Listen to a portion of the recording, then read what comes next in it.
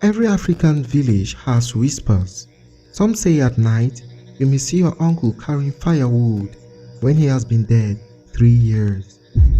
Some swear their friend was sold in witchcraft, but his body still roamed the earth, a shell without a soul. But let me tell you, this is not just rumor. Some people walk among us, laugh among us, eat with us, yet they are gone.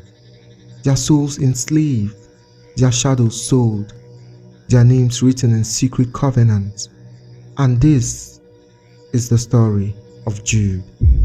In the village of Mbankolo, there was a boy whose presence felt like a lamp lit in a dark room.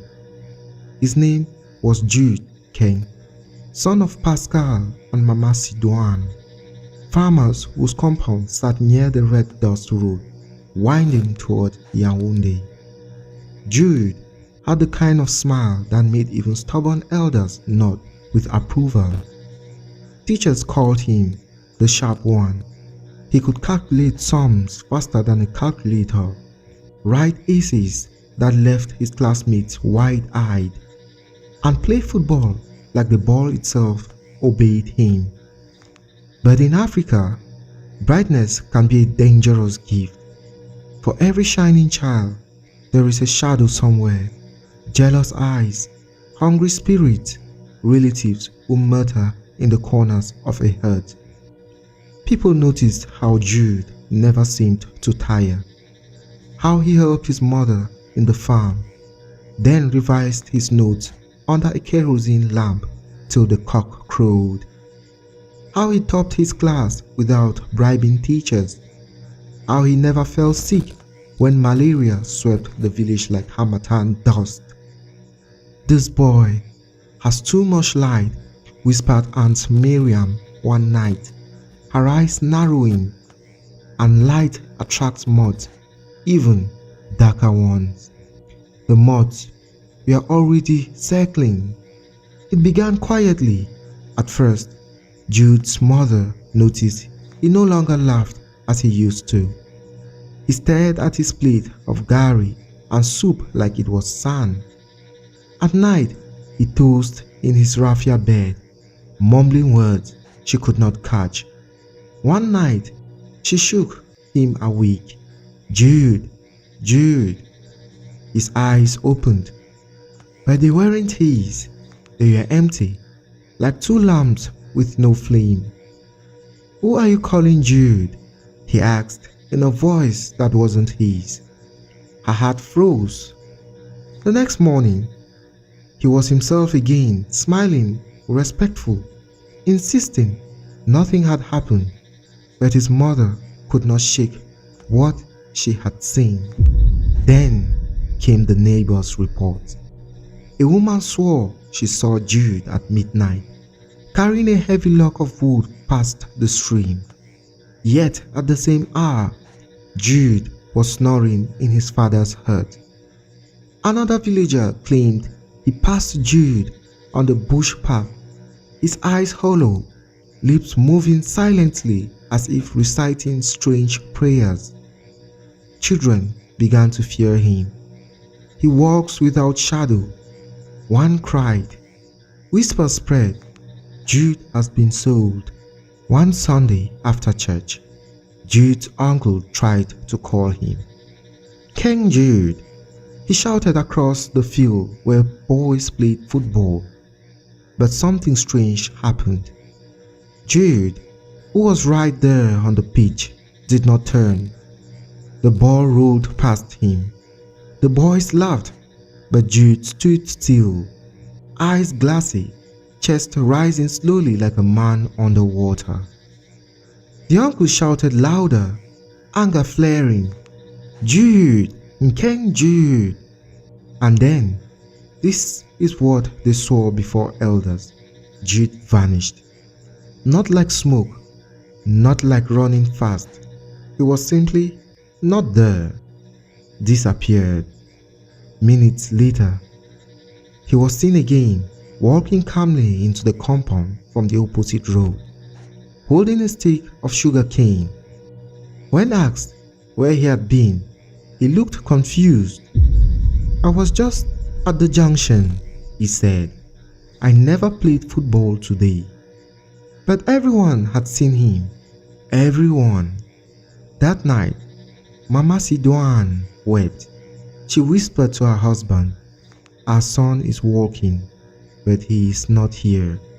Someone has taken him." And the old man nodded. He has become a zombie, a worker for powers you and I cannot see. Mama Sidwan was a woman of faith. When she could not explain her son's strange vanishings, she went to Pastor Elombe of the Fire of Zion Ministries. The pastor listened carefully, his face hardening with every detail. "Madam," he said, placing both palms on the cracked wooden pulpit, "your son is a victim of astral bondage. They have chained his spirit. By day he is here, by night he walks in another world." The congregation shouted, "Fire!" in agreement. The pastor sprinkled anointed oil on Jude's forehead and commanded, "Spirit of slavery, release this boy." But Jude didn't flinch. He didn't even blink. Instead, he whispered something under his breath. No one caught the words except the pastor, who staggered back as if pushed by an invisible hand. "What did you say?" Pastor Elombe demanded. But Jude only smiled. The church trembled with unease. Pascal, Jude's father, was not satisfied. He believed the church had power. Yes, but Africa has other roots too. So he took Jude deep into the forest to visit Marabounkwenyi, an old man said to see beyond flesh. The Marabout shook cowrie shells on a goatskin mat. He stared long into the ashes of his fire before speaking. "This child," he muttered, "is in two places. His body is here, but his soul has been sold. Each night, he labors in fields not of this world. He pounds, he carries, he digs, yet he wakes here, exhausted. Whoever sold him feeds on his light." Mama Sidwan trembled. "Can you bring him back?" The Marabout spat into a calabash and said, "To free him, I must know the seller. Without that, his shadow will keep walking until he collapses." The parents exchanged glances. Who could hate their son so deeply? The Marabout raised his eyes. "Look close within your family. The snake sleeps in the same hut as the chicken." Weeks passed, and Jude grew thinner. His eyes had dark circles. His hands shook. His voice often drifted like someone speaking from far away.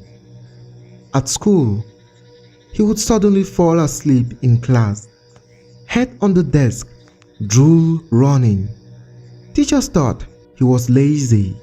Students mocked him. But Mama Sidwan knew. While his body sat in school, his spirit was somewhere else, lifting stones, cutting firewood for an unseen master. One evening, Pascal tried to wake him for supper. Jude's lips moved, but the words were chilling. "I'm tired. Let me rest. They won't let me stop working." Pascal shook him harder. Who makes you work?" But Jude only repeated, "They won't let me stop. They whip us. They say we belong to them." The family wept, for in their heart they knew their son was alive, yet not free. And the whispers in the village grew louder. Jude has become one of the living dead. He is walking, but not among us. The Marabout's words would not leave Pascal's ears. The snake sleeps in the same hut as the chicken. He began watching closely, and soon signs appeared. One night, when Jude lay restless, Pascal saw Aunt Salome slip into the boy's room. She whispered over his head and sprinkled powder from a small gourd. Jude twitched violently, then settled into a death-like sleep. Pascal's heart pounded. Could it be his own sister? Next morning, he confronted her. Salome, what were you doing in Jude's room? She smiled, a smile too calm. Brother, you imagine too much. Perhaps the boy just needs stronger medicine. But her eyes held secrets. Later that week, Pascal overheard her speaking softly to someone behind the granary. Yes, I gave him. They will work him well. He will bring us fortune. They promised I will never lack. Pascal's chest tightened. His own blood had sold Jude into slavery of the unseen. Pascal and Mama Sidoine returned to Marabounkweni with heavy news. It is Salome, Pascal confessed. She is the one. The Marabout nodded, as though he had known all along. To free him, we must cut the cord that binds his spirit to their world. But know this, once you cut it, the master who owns him will come hunting. They do not let go easily. That night, under a red moon, the Marabout performed the ritual. He slaughtered a black hen, poured its blood on Jude's feet, and tied 7 knots in a vine. With each knot, Jude groaned. His body ached, sweat pouring, eyes rolling back. Finally, at the 7th knot, he screamed, they are coming for me." Then silence. The Marabout whispered, "It is done. But prepare yourselves. You have declared war with the unseen." 3 nights later, the war began. Dogs howled madly. Chickens scattered from their coops. A foul wind swept through the village, carrying whispers in a language no one understood. Jude woke at midnight, his eyes glowing faintly. He pointed to the floor. "They are here." And indeed, shadows pressed against the hut wall, shapes without faces, arms that stretched too long. Salome's laughter echoed from afar, shrill and cruel. The family huddled, terrified. Pascal held a machete. Though he knew it was useless, Mama Sidoine clutched her rosary, muttering prayers. The shadows circled, whispering, "Return him, he belongs to us, return him." Then Jude collapsed, foaming at his mouth. His chest rose and fell as though something was tugging him from within. The Marabout's warning rang true. By freeing him, they had declared war, and war had come. Morning broke with a heavy silence. Chickens refused to crow, and smoke from kitchen fires hung low, as if the air itself feared to rise. Word spread quickly. Jude's family was under attack by shadows, and in Africa, shadows are never just shadows. Elders gathered beneath the Iroko tree. Pascal, trembling, spoke of what he had seen. "My own sister, Salome. She is the one. She sold Jude." The murmurs rose like bees disturbed. Some refused to believe. Salome, the smiling woman, always the first at funerals, the first to share salt when neighbors lacked. But old Chief Ngong said, "Even the sweetest yam may hide worms."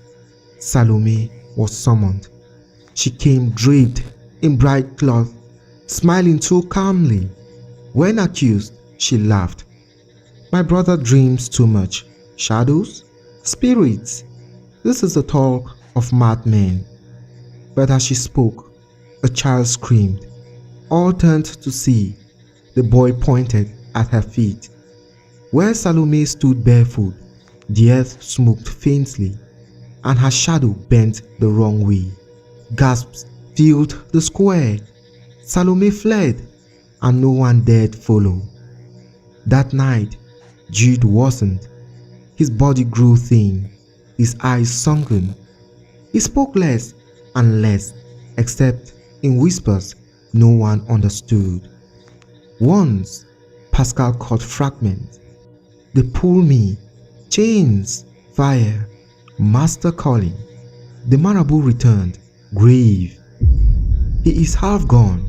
If he crosses fully, his body will remain here, walking, eating, but empty. He will be what some call zombie. They tried herbs, prayers, chants. Nothing held him. Then came the night of fire. The hut roof caught flame, not from ember, not from candle, but from nowhere. Villagers rushed to help, but as they threw water, the flames only grew higher. Through the smoke, Jude rose. His eyes glowed red, his voice not his own. I belong to them. He stepped into the fire and was not burned. Women wailed, men dropped their buckets. The Marabout alone shouted, Do not fear, he is still here, half here. But even he looked uncertain. Dawn came. The hut was ash. Jude lay outside, alive, but barely. His breath rattled, his hands twitching like a man fighting invisible chains. Pascal knelt by him. Brother, hold on. Stay with us. Jude's lips moved. They call me. If I go, I never return. If I stay, they will not rest. Behind them, villagers whispered. Some said, Let him go. Better dead than zombie. Others muttered, If he stays, misfortune will stalk us all. The Marabout shook his head. The choice is his, not ours.